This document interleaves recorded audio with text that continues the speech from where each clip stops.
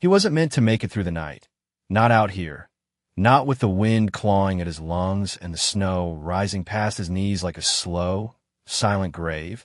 And yet he kept walking one step, then another, because in his arms was the only thing he had left that still trusted him. Rex's body felt lighter than it should have, too light, like something already beginning to slip away. His once powerful frame, now nothing but trembling muscle and damp, for stiffened with frost, his head resting against Ethan's chest, as if listening for a heartbeat that wasn't steady anymore, and Ethan could feel it too, the faint rhythm fading beneath his gloved hand, each beat slower than the last, each one asking a question he didn't know how to answer.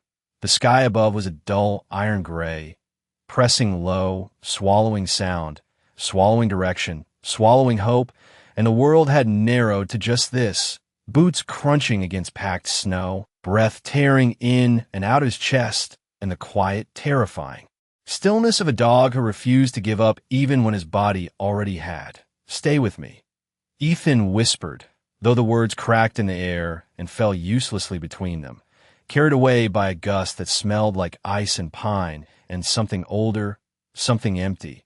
He had said those same words once before, years ago, in a place far from snow, far from silence, but the outcome had been the same. And that memory lingered now, like a shadow, just out of sight, pressing in at the edges of his vision.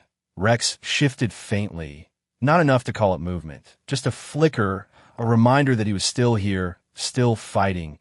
And that made it worse somehow, because Ethan knew what it meant to keep fighting when there was nothing left to win. His legs burned with every step, muscles locking, refusing, begging him to stop, but stopping wasn't an option. Not this time, not again, not after everything he'd already lost. The snow came harder, sharper now, biting into his face, coating his lashes until the world blurred into a white haze, and somewhere in that blur, he thought he saw something, a shape, maybe, or just a trick of exhaustion, but it lingered long enough to make him turn his head long. Enough to pull him one step off the path he had been following, if there even was a path anymore. Just a little further, he muttered, though he didn't know where further was supposed to be, didn't know if he was walking towards shelter or deeper into nothing, only that standing still would mean the end for both of them. Rex's breathing hitched then, a soft, broken sound that barely reached the air, and Ethan stopped without meaning to, his entire body going rigid, as if the world had suddenly tilted. No, don't do that," he said, voice low, urgent now, pressing his hand harder against the dog's side, as if he could will the life back into him, as if strength could be shared through skin and bone. For a moment, there was nothing, just wind, just cold, just the hollow echo of his own breath, and then, so faint he almost missed it, another shallow inhale, a thread of life refusing to snap. Ethan closed his eyes, just for a second, just enough to steady himself, and when he opened them, again, the shape was there, clearer now, not a trick, not a memory, but something real, something solid rising out of the storm. A small cabin would darken by time, a single window glowing with a soft amber light that cut through the gray like a promise he didn't trust.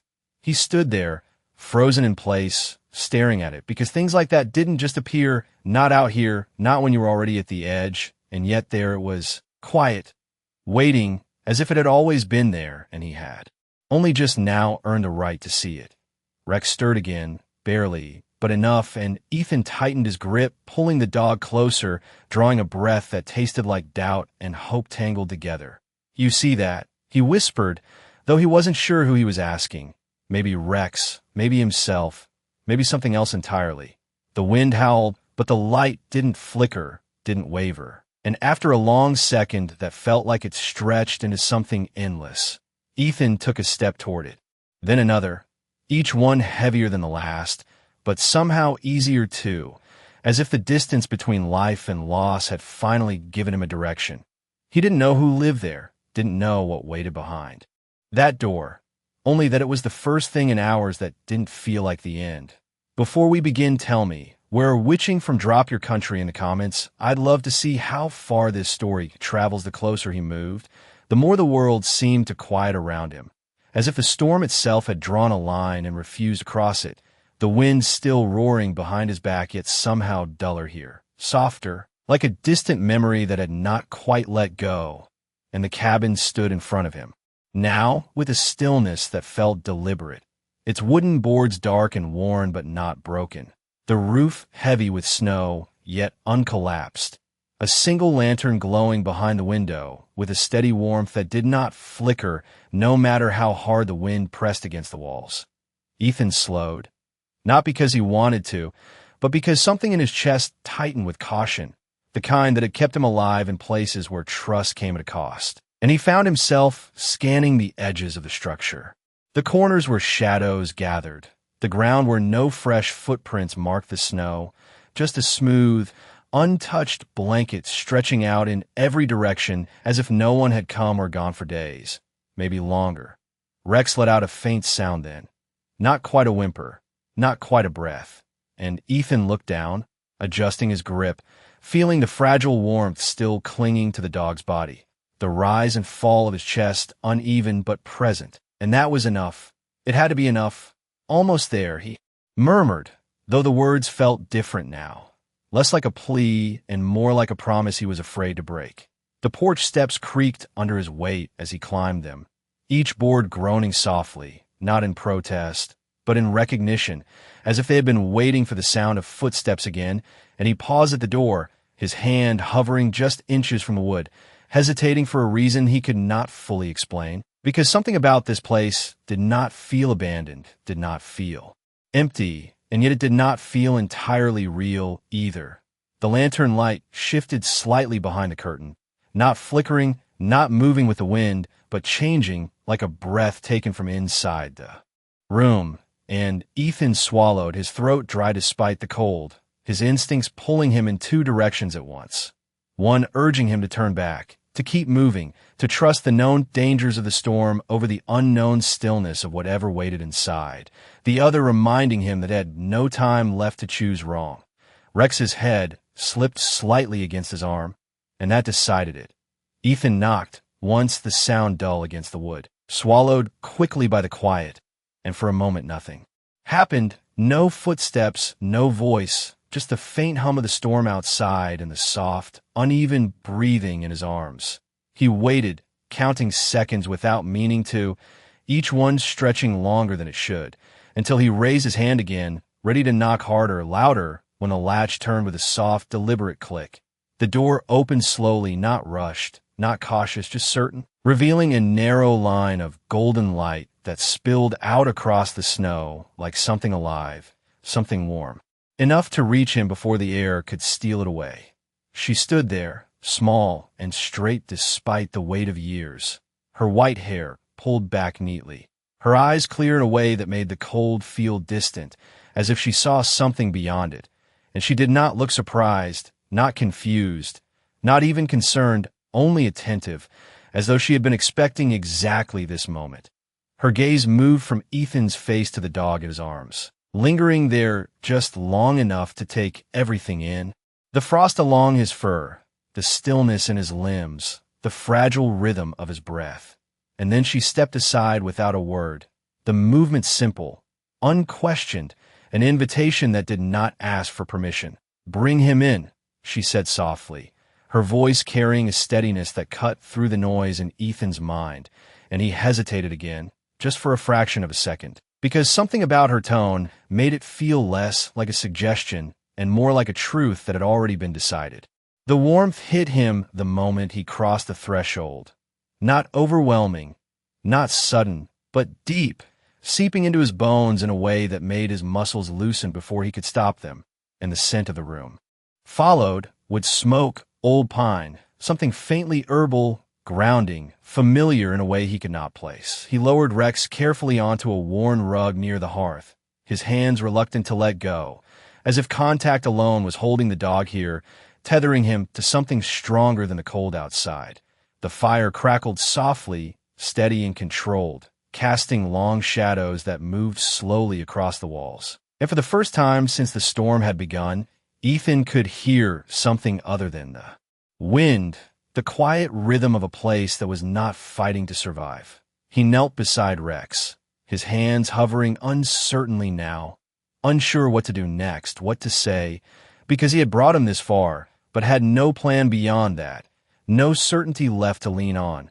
The woman moved past him without hurry, setting a kettle near the fire, her steps measured, unshaken, and when she knelt beside the dog, she did not reach for him immediately, did not rush into action the way Ethan expected. Instead, she simply observed, her eyes soft but precise, taking in the small details that most would miss, the slight tremor in his flank, the shallow pull of each breath, the tension that had not yet left his limbs. "He is not gone," she said quietly, more to the room than to Ethan. And something in the way she spoke those words made them feel heavier than they should have been, as if they carried more than just observation, as if they held a certainty that did not belong to guesswork.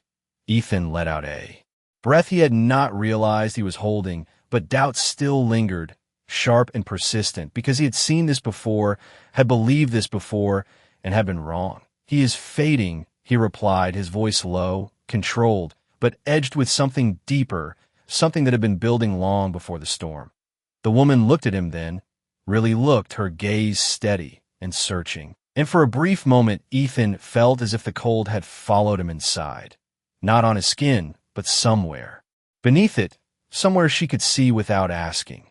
"So are you," she said, just as softly, and the words landed without force, without accusation, yet they carried enough weight to still the air between them, leaving Ethan with no immediate answer, no defense, only the quiet, unsettling sense that she had seen something he had not yet admitted to himself. Behind him, the door remained slightly open, the storm still visible beyond it, but the line between outside and inside had shifted now, and for the first time since Rex had fallen. Ethan was no longer certain which side he had truly been. Standing on the fire did not crackle louder when she spoke, and yet the room felt different, as if something unseen had shifted its weight, settling into a quieter kind of tension that did not come from the storm outside, but from somewhere deeper, somewhere Ethan could not outrun simply by stepping back into the cold. He remained on his knees beside Rex, his hands hovering just above the dog's ribs, afraid to press too hard, afraid to let go, caught in that narrow space between action and helplessness where every second felt like a decision that mattered too much. The woman reached forward at last, her movements unhurried, her fingers steady as they brushed along Rex's neck, not searching, not probing, simply resting there as though she was listening to something beyond the rhythm of his pulse. And Ethan watched her with a mixture of doubt and fragile hope, the kind that builds not from certainty, but from the absence of any other option. "You said he is fading," she murmured, her voice low, almost blending with the soft hiss of the kettle beginning to warm behind her. "But fading is not the same as leaving," and she shifted slightly, adjusting the position of Rex's head so it rested more comfortably against the folded edge of the rug, her touch gentle in a way that did not disturb the fragile balance he seemed to be holding on to.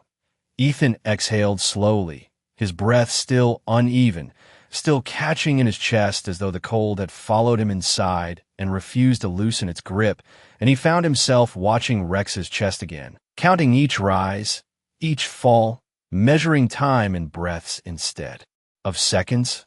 "I have seen this before," he said after a moment, his voice quieter now, less guarded, as if the walls of the cabin had absorbed some of the resistance he had carried in with him. "Sometimes they do not come back from it." And the words lingered there, unfinished, because what he meant was not just about the dog. The woman did not respond immediately, and that silence stretched just long enough to feel intentional, as if she was allowing the truth behind his words to settle before she spoke again. "Sometimes they do," she replied, her eyes still on Rex, her tone unchanged, not challenging, not reassuring, simply stating something that existed whether Ethan believed it or not. She reached for a small cloth folded neatly beside the hearth and dipped it into a bowl of warm water that seemed to have appeared without him noticing, then began to gently wipe the frost from Rex's fur, slow strokes that followed the natural line of his body, clearing away the thin layer of ice that had formed along his back and sides. And as she worked, the scent of warmth grew stronger in the room, with smoke mingling with something softer, something that reminded Ethan faintly of a place he had not thought about in years. "Why are you out there?" she asked after a while, not looking at him, her focus still on the task in front of her, and the question caught him off guard because it did not sound like curiosity. It sounded like something closer to recognition. Ethan hesitated, his first instinct to deflect, to offer a simple answer that would end the conversation before it reached too far. But the words did not come as easily as they usually did, and instead he found himself staring at the dog tags resting against his chest, the metal catching the firelight in brief, shifting glints. "Training route," he said finally, though the explanation felt thin even as he spoke it. "We went farther than planned," and the silence that followed made it clear that she understood there was more beneath that answer, more that he was not yet ready to name. Rex's breathing stuttered again then. A brief pause that made Ethan lean forward instinctively, his hand pressing lightly against the dog's side, his focus narrowing to that single point of contact, willing the motion to continue. And for a moment nothing happened, just stillness, just the quiet hum of the room holding its breath. "Do not rush him," the woman said softly, her hand resting lightly on Ethan's wrist, the contact firm enough to steady him but gentle enough not to startle. "He is not trying to leave you." And the way she said it made something in Ethan's chest tighten, because it implied that leaving was a choice, that staying was something Rex was still fighting for. "Then what is he doing?" Ethan asked, his voice lower now, stripped of the edge it had carried before. And for the first time since stepping into the cabin, there was a hint of something else beneath it, something uncertain, something closer to vulnerability than he was used to allowing.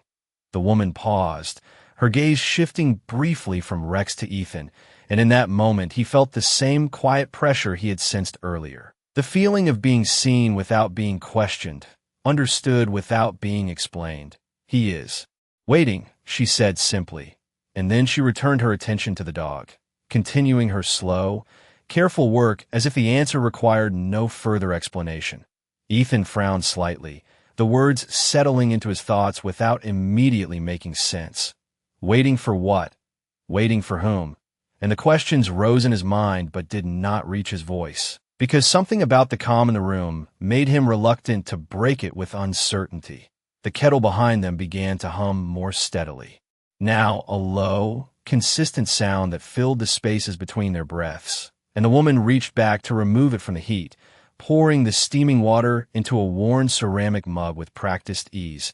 The motion smooth, familiar, as though she had done it countless times before, though Ethan still could not recall seeing her gather any of the things she was using. She placed the mug within his reach without looking at him, the gesture quiet but deliberate, and for a moment he simply stared at it, at the thin curl of steam rising into the air, at the way the warmth seemed to hold itself together instead of drifting away. "You should drink," she said, not as a command, not as a suggestion, but as something closer to a simple truth, and Ethan hesitated only briefly before reaching for it, his fingers brushing against the ceramic, the heat surprising him in its steadiness, grounding him in a way he had not expected. He took a small sip, the warmth spreading slowly through his chest, easing something tight that he had not realized he was carrying, and as he lowered the mug, his gaze returned to Rex, to the faint, persistent rise of his chest, to the quiet evidence that he was still here. Outside, the wind pressed against the cabin walls again, louder now, as if reminding them that it had not gone anywhere, that the storm was still waiting, but inside, the space held its own kind of stillness, one that did not feel fragile, did not feel temporary, but something steadier, something that did not depend on the weather beyond the door.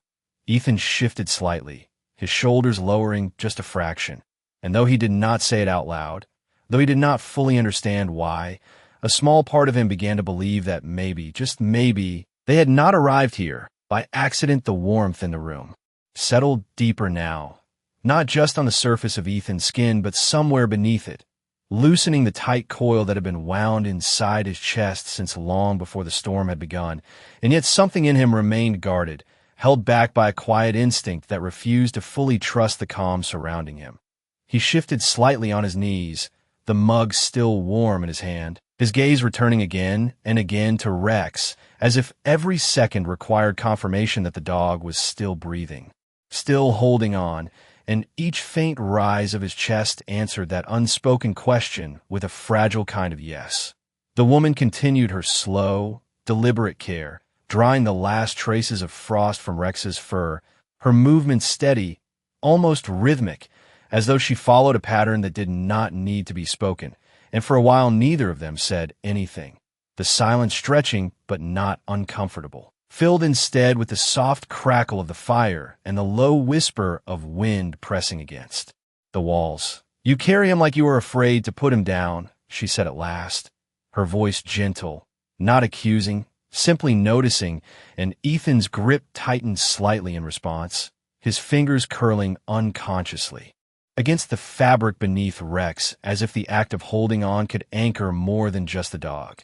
"He depends on me," Ethan replied, though the words came out quieter than he intended, less certain, as if even he could hear the weight behind them. And the woman nodded once, acknowledging the truth in that without challenging it. "Yes," she said, "but that is not the only reason," and she reached for another cloth, dipping it again into the warm water, her eyes briefly lifting to meet his, and in that glance Ethan felt that same quiet pressure again, the sense that she was looking beyond what he said and into what he did not. He looked away first, his attention dropping to the dog tags resting against his chest, the metal cool now against his skin despite the warmth of the room, and he found himself tracing the edge of one with his thumb, the motion small, automatic, something he had done countless times without thinking. But now it felt different, more deliberate, as if the memory attached to it had followed him inside. "Who are you?"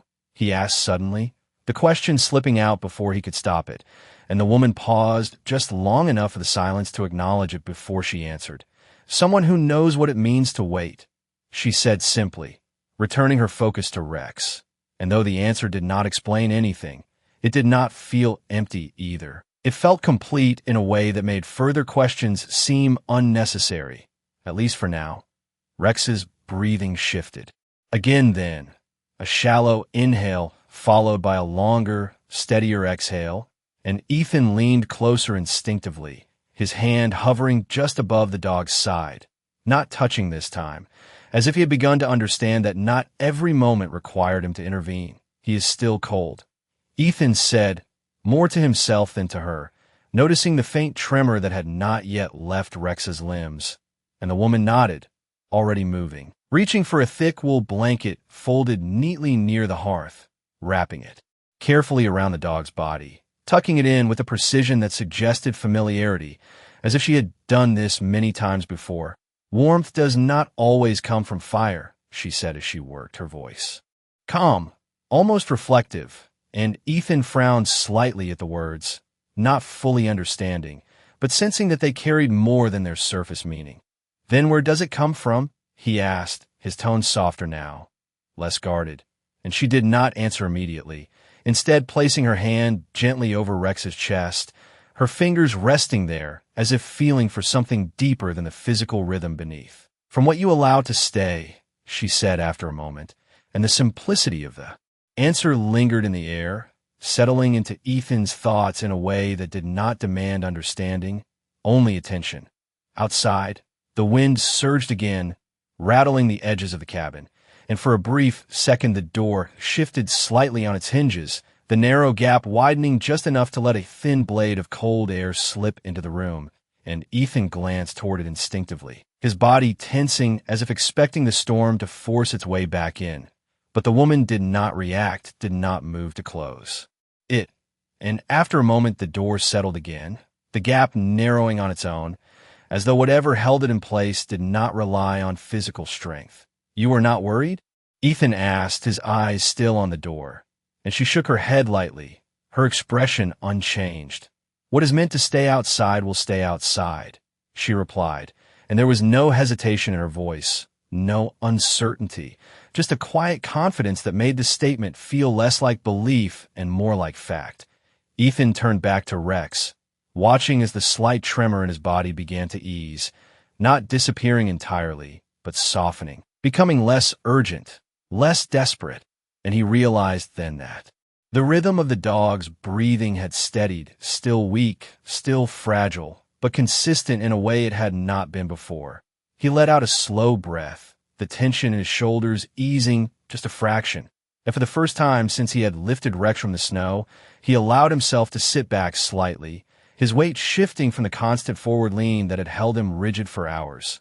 The woman rose quietly, moving to the small wooden table near the window, her steps light, almost soundless, and she began to prepare something else, her hands working with practiced ease among items Ethan had not seen her gather. A small jar, a spoon, a second cup, each motion deliberate yet unhurried, as though time inside this cabin did not move at the same pace as the storm outside. "You think you brought him here to save him," she said without turning, her voice carrying easily across the room. And Ethan looked up, caught off guard by the statement, unsure whether it was a question or conclusion. "I did," he replied after a moment, the certainty returning to his tone, because that much he could still hold on to, that much he needed to believe. The woman paused, her hand resting lightly on the edge of the table, and then she glanced back at him, her eyes steady, thoughtful. "Perhaps," she said softly, "or perhaps he brought you here for the same reason." And the words settled into the space between them, quiet but undeniable, and Ethan found himself without an immediate response, his gaze drifting once more to Rex, to the slow, steady rise of his chest.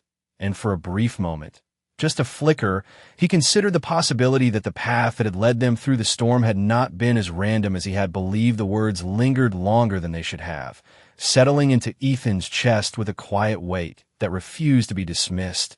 And he found himself staring at Rex again, not just watching for breath now, but searching for something else, something he had not allowed himself to consider until this moment, because the idea that he had been led here instead of arriving by chance unsettled him in a way the storm never could. Rex shifted faintly beneath the blanket, a subtle movement, but different from before, not just the reflex of a body holding on, but something closer to awareness, and Ethan leaned forward instinctively, his hand hovering just above the dog's shoulder before finally resting there, careful, steady, as if afraid that too much pressure might break whatever fragile balance had begun to form. "Easy," he whispered, though the word carried more than reassurance. It carried a kind of apology, one he had not spoken aloud in a long time. The woman returned to his side then, holding a small cup filled with something darker than tea, its scent unfamiliar yet grounding, and she knelt again without hurry, placing it within reach before turning her attention back to Rex, her hand moving once more to rest lightly over his chest, her fingers still, as if listening not just for the rhythm beneath, but for the spaces between. "He hears you," she said softly, and Ethan frowned slightly, his gaze flickering between her face and the dog beneath his hand. "He cannot even open his eyes," Ethan replied, though his voice lacked the certainty it had carried before, and the woman did not argue, did not correct. She simply shook her head gently. "Hearing is not always done with ears," she said, and the simplicity of it unsettled him more than any explanation could have, because it suggested something he could not measure, something he could not control.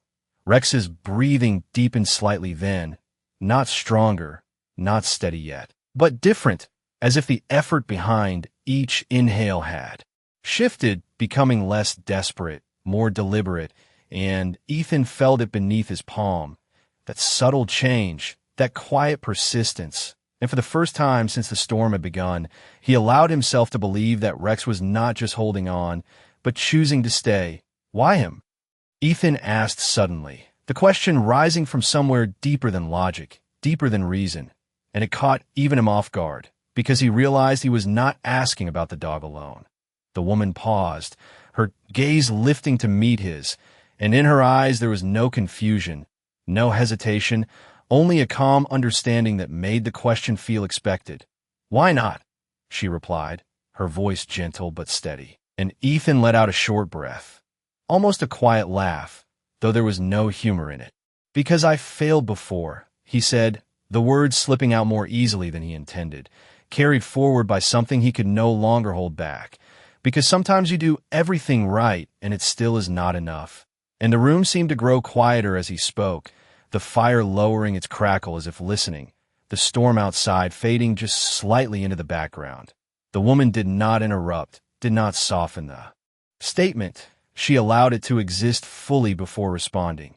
"And yet you are still here," she said, her tone unchanged, and Ethan shook his head faintly, his gaze dropping to the dog tags once more, his thumb pressing against the cold metal as if it could ground him in something solid.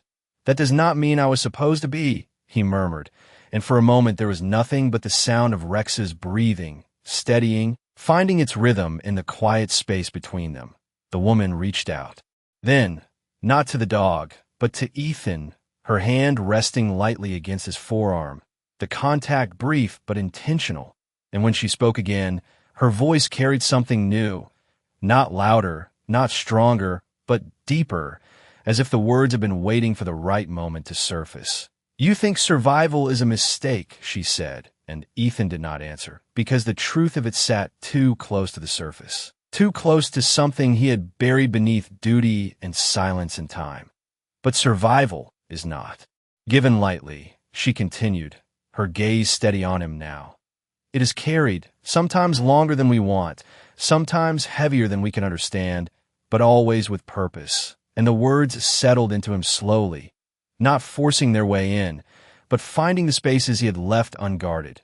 Rex stirred again then, more noticeably this time, his head shifting slightly against the blanket, his body responding in a way it had not before, and Ethan's attention snapped back to him instantly, his hand moving to support him without thinking, his breath catching as he watched. "Rex," he said quietly, the name barely more than a breath, but it carried something stronger now, something steadier, and for a moment nothing happened, just stillness, just a faint rise and fall of the dog's chest. Then, slowly, almost imperceptibly, Rex's ear twitched beneath the blanket, a small movement, but unmistakable, and Ethan froze, his hand tightening just enough to confirm what he had seen, his eyes fixed on that single sign of life, as if it held the weight of everything that had come before. "There," the woman said softly, not with excitement, not with surprise, but with quiet certainty, as though she had been waiting for this exact moment. And Ethan felt something shift inside him then. Not relief, not yet, but something close, something that loosened the grip of doubt just enough to let a new thought take its place. Rex was not leaving, not yet, and maybe, just maybe, neither was he. The small movement should not have meant as much as it did. Just a flicker beneath fur and wool, a simple twitch of muscle returning to life. And yet it struck Ethan with a force that caught in his chest, tightening.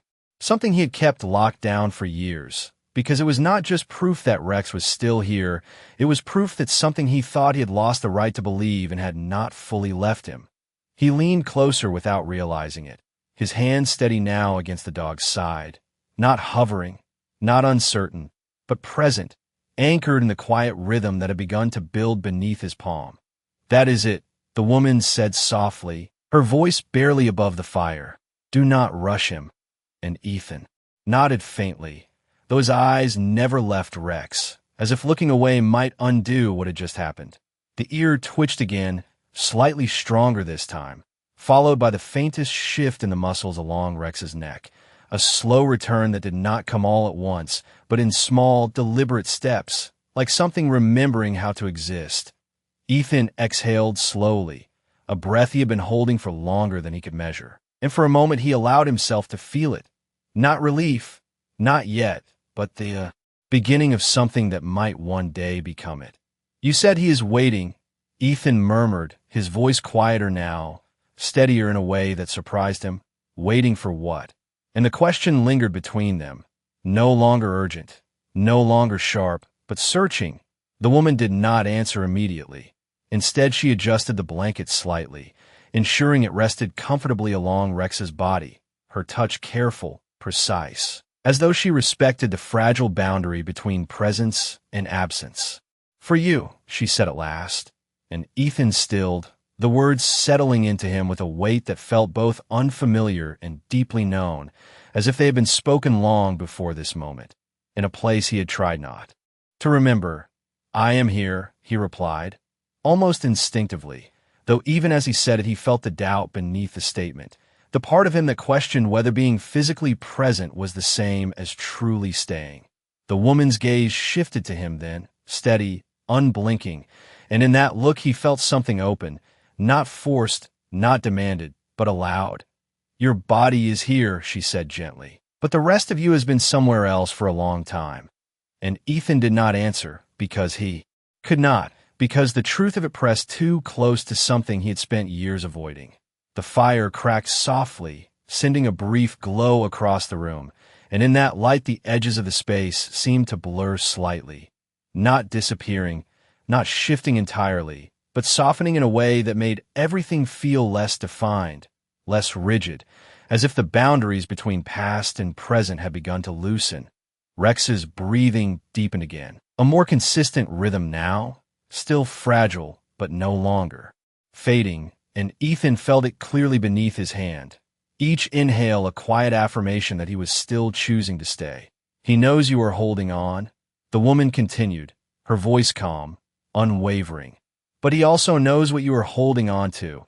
And Ethan's fingers tightened slightly against the blanket, his gaze dropping once more to the dog tags at his chest, the metal catching the firelight in a brief, sharp glint. "You do not know that," he said, though the words lacked conviction more reflex than belief.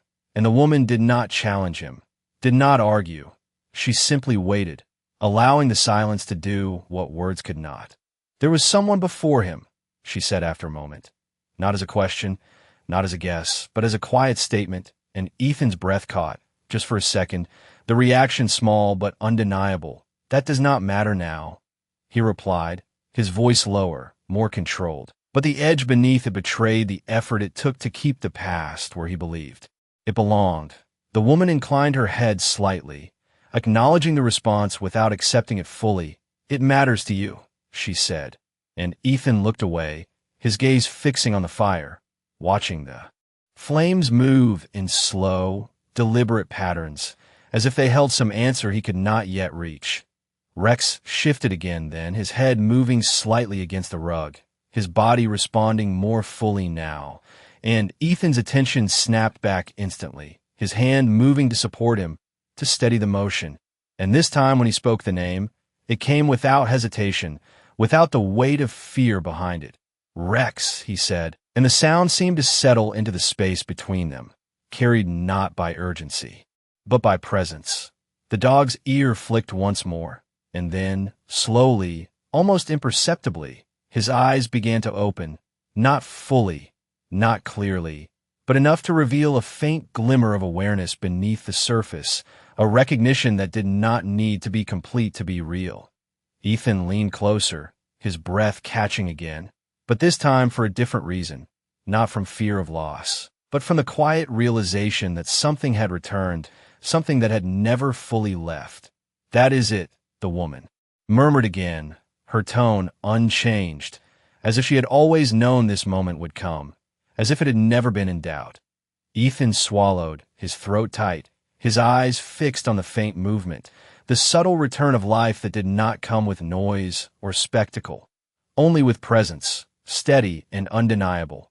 Outside, the storm continued, the wind pressing against the cabin with renewed force, but inside, the air held its own stillness, a quiet that did not break, did not waver, and for the first time since he had stepped into the snow, Ethan felt the shift clearly, not just in Rex, but in himself, the slow, steady movement from holding on out of fear to staying out of something else, something he had not yet found the words to name the moment Rex's eyes parted.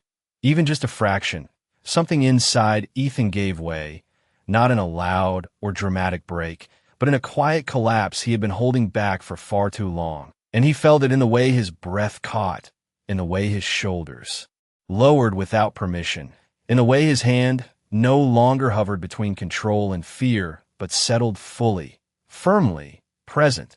The dog's gaze was unfocused at first, cloudy with exhaustion, drifting somewhere between awareness and memory.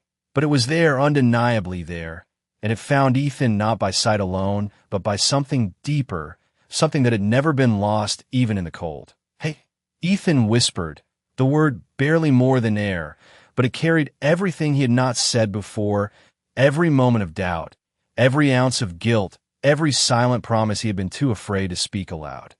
Rex's ear twitched again, slower now, deliberate, and his eyes shifted slightly, trying to settle, trying to recognize. And when they did, even in that fragile state, Ethan felt it, that quiet recognition that did not need strength to be real.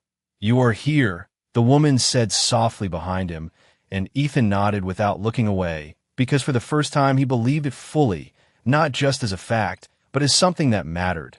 Rex attempted to lift his head then, the motion small, uneven, his muscles not yet ready to support him, and Ethan moved instantly, one hand sliding gently beneath his neck, supporting the effort without forcing it, allowing the movement but not demanding more than the dog could give. "Easy," he murmured again, but this time the word was not a plea. It was guidance, steady and calm, the way it should have been all along. Rex let out a faint breath, not quite a sound, but enough to shift the air between them, and his head settled back into Ethan's hand, not in defeat, but in trust, a quiet acceptance that he did not need to do this alone.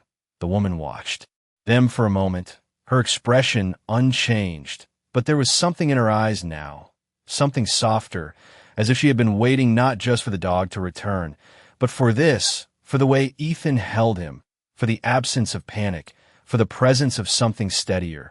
"He did not come back because you held him tighter," she said, her voice gentle but clear. "He came back because you stayed," and the words settled into Ethan slowly, finding their place in the space that had once been filled with doubt. Ethan swallowed, his gaze still fixed on Rex, but his thoughts shifting, turning, beginning to align in a way they had not before. "I almost did not," he admitted quietly, the truth surfacing without resistance now out there.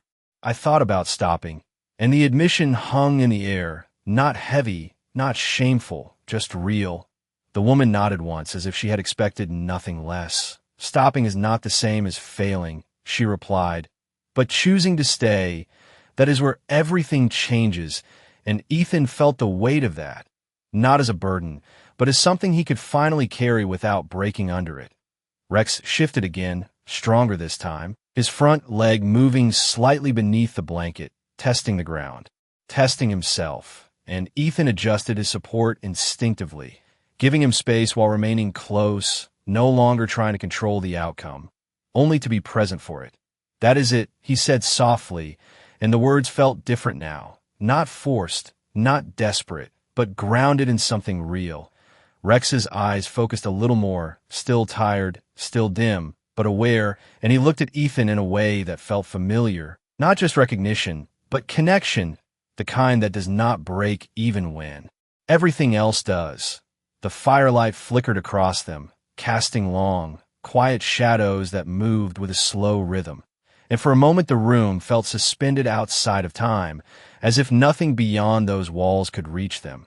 "Tell me," the woman said after a while, her voice breaking the silence gently. "The one before him, what was his name?" And Ethan stiffened slightly, the question touching a place he had avoided. But the resistance did not rise the way it used to. It did not lock his jaw or close his chest. It simply paused him, giving him the choice to answer or not.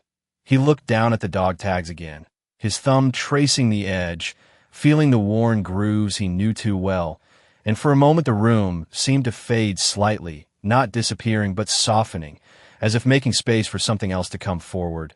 "Liam," he said at last, the name quiet, almost careful, as if speaking it too loudly might disturb something fragile. And the moment it left his lips, the air shifted, subtle but undeniable, as if the name itself carried weight beyond sound. The woman inclined her head, acknowledging it without surprise, without question, and for a brief second Ethan felt something strange, not fear, not confusion, but recognition, as if this moment had been waiting longer than he had.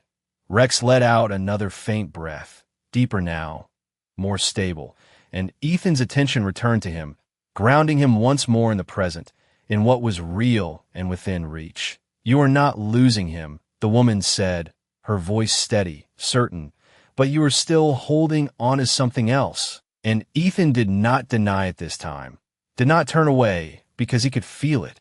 Clearly now, the weight he had carried into the storm, the one that had nothing to do with the cold or the distance or the dog in his arms. "I cannot bring him back," Ethan said quietly, the words finally spoken without resistance, without deflection, and they settled into the room with a kind of finality that felt less like an ending and more like the beginning of something he had not yet faced. The woman stepped closer then, her presence calm, unwavering, and she placed her hand lightly over his, the contact brief but grounding.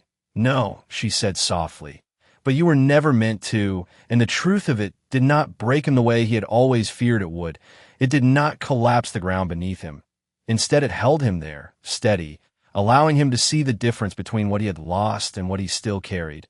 And for the first time, he did not turn away from it. The name lingered in the air long after it was spoken, not fading, not dissolving into the quiet like ordinary words, but settling into the space with a presence that felt almost physical. And Ethan could feel in the way his chest rose slower now, deeper, as if something inside him had finally stopped resisting the truth he had carried for too long. His hand remained steady beneath Rex's head, no longer trembling, no longer unsure, and the dog responded in kind, his breathing continuing to strengthen. Each inhale more certain than the last, each exhale less burdened by the weight of the storm they had left behind. "You were never meant to bring him back," the woman had said, and the words echoed now, not as a correction, but as a release, a quiet permission Ethan had never given himself, and for the first time since the memory had rooted itself in him, he allowed it to exist without trying to change it. Rex shifted again, his front legs pressing lightly against the rug, testing strength that was slowly returning, and Ethan adjusted instinctively, easing his support just enough to allow the movement, not guiding it, not forcing it, simply being there as the dog found his balance again. "That is it," he murmured, his voice calm, grounded, and Rex's head lifted slightly this time, only an inch, maybe less, but enough to hold for a moment before settling back, not in weakness, but in recovery, in the quiet rebuilding of something that had nearly slipped away. The fire continued its steady rhythm, the glow warm and constant, casting light that no longer felt like refuge from the storm, but part of something larger, something that had been waiting long before Ethan had stepped through the door. The woman stood slowly, her movements as measured as ever, and for a brief second Ethan noticed something he had not before, the way her shadow did not quite align with the firelight, the way it seemed to stretch differently, softer, as if it belonged to a space that was not entirely bound by the room. She walked toward the door without a word, her presence quiet but unmistakable, and Ethan's gaze followed her instinctively, a subtle tension returning, not from fear, but from the sense that something was shifting again. The door stood slightly open, the storm still visible beyond it, but different now, the wind no longer howling with the same force, the snow falling in slower, quieter patterns, as if the night itself had begun to ease.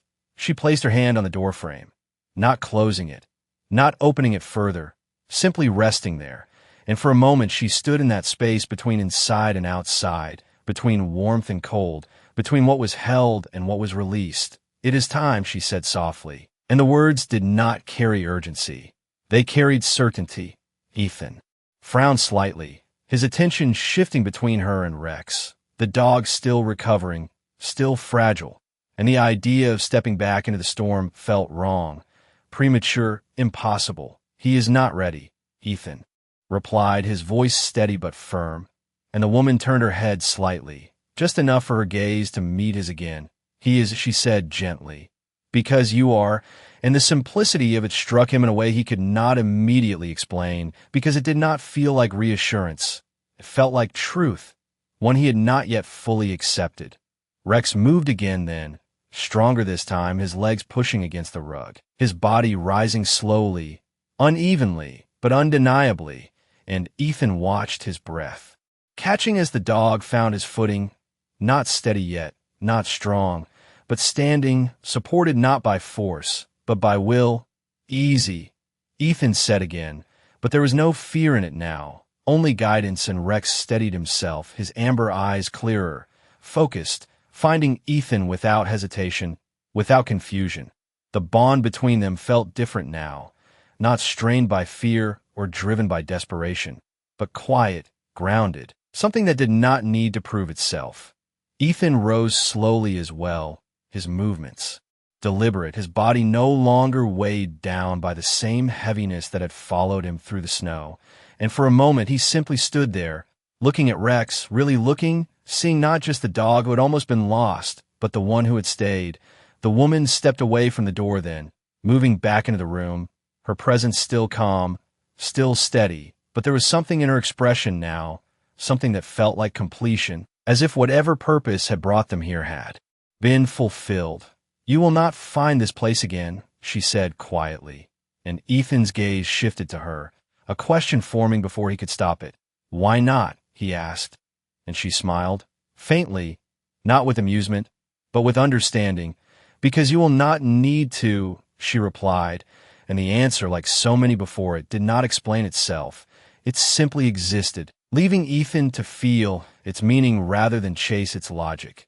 He looked around the cabin then, really taking it in for the first time. The worn wood, the steady fire, the small details that had felt so solid just moments before. And yet now there was something different, something less fixed, as if the edges of the space were beginning to soften, to loosen, like a memory that does not fade but shifts. Rex took a step toward him, slow but sure, his body still recovering but no longer failing, and Ethan reached out instinctively, his hand resting against the dog's neck, feeling the warmth there, the life, the presence that had returned not through force, but through something quieter, something deeper.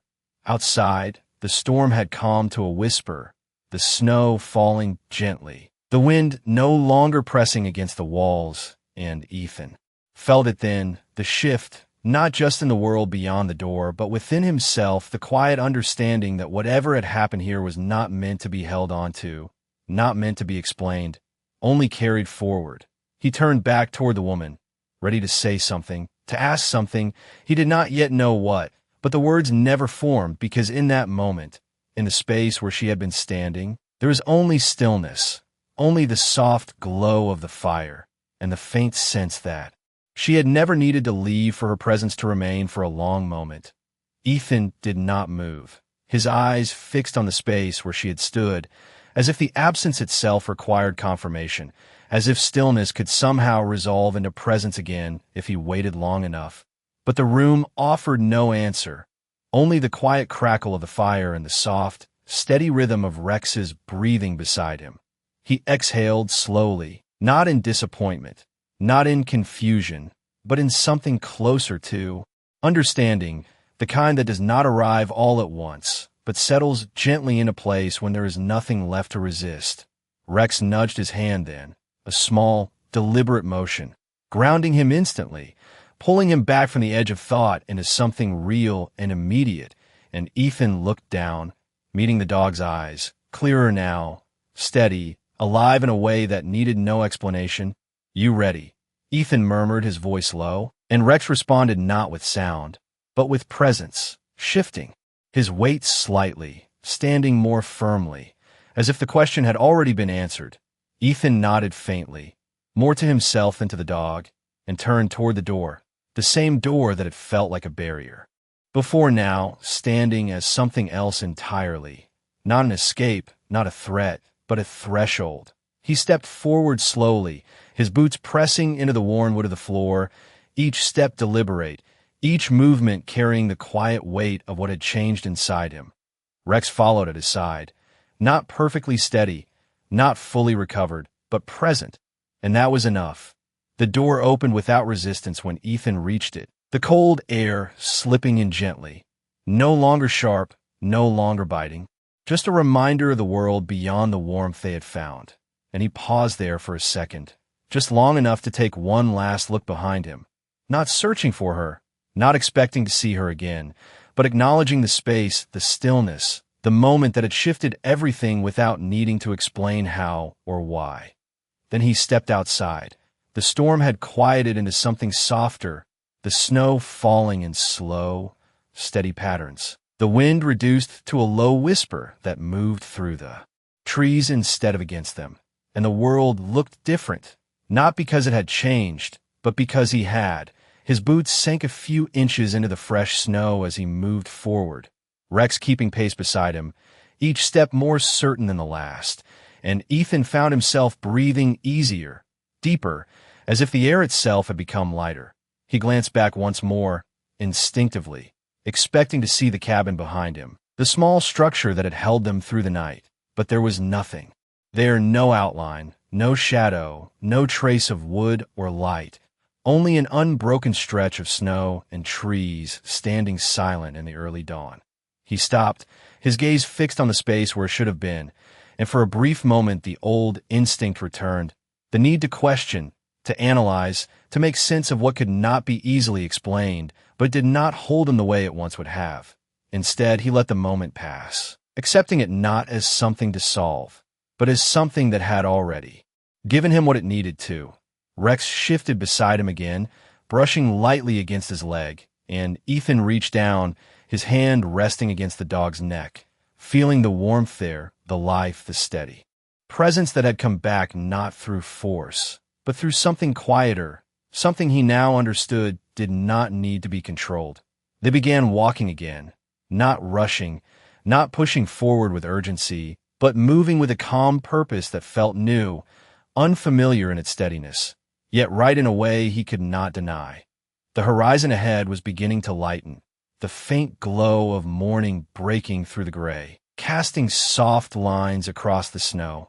And as they moved, Ethan felt the weight he had carried for so long begin to shift, not disappearing, not forgotten, but changing, becoming something he could carry without being crushed by it. His fingers brushed against the dog tags at his chest again, the metal no longer cold, no longer heavy with the same burden.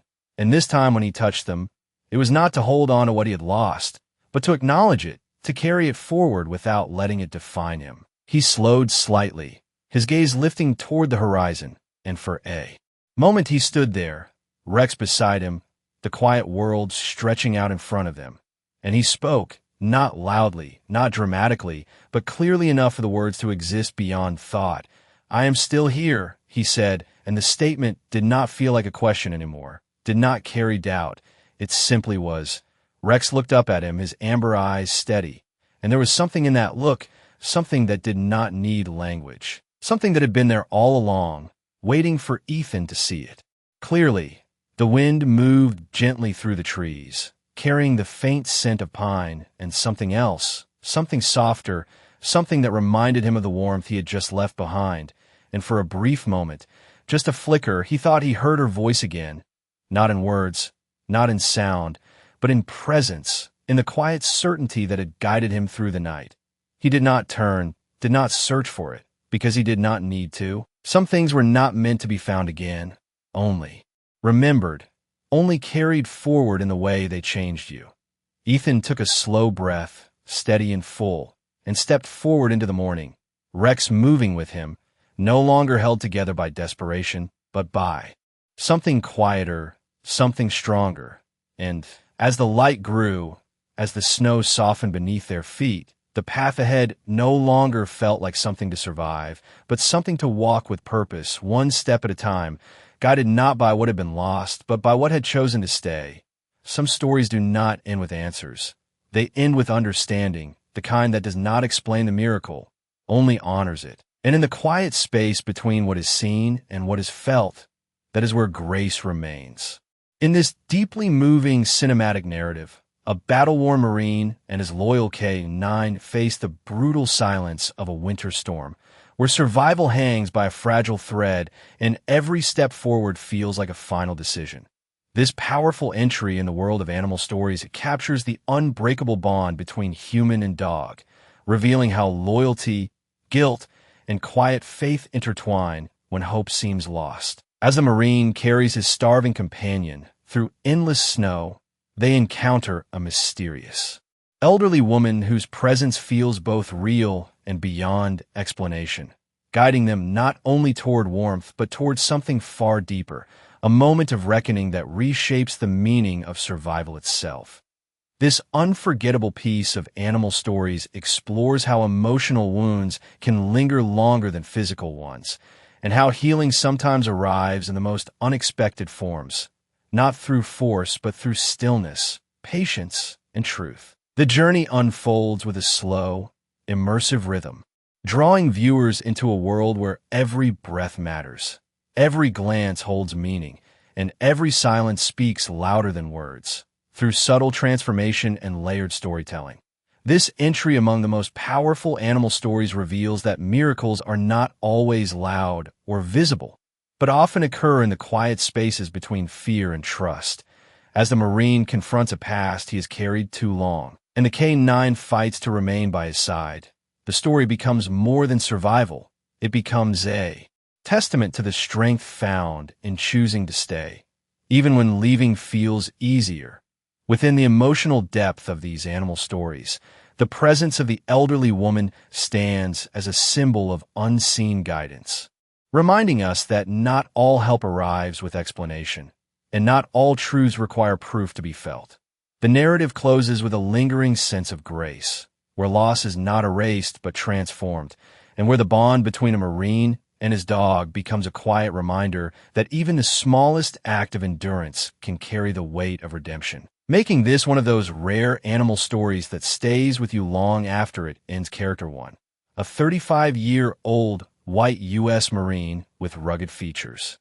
Short military haircut, light stubble, wearing worn tactical winter gear and dog tags, front-facing portrait, intense eyes, realistic skin texture, cinematic lighting, no CGI, no illustration, no cartoon.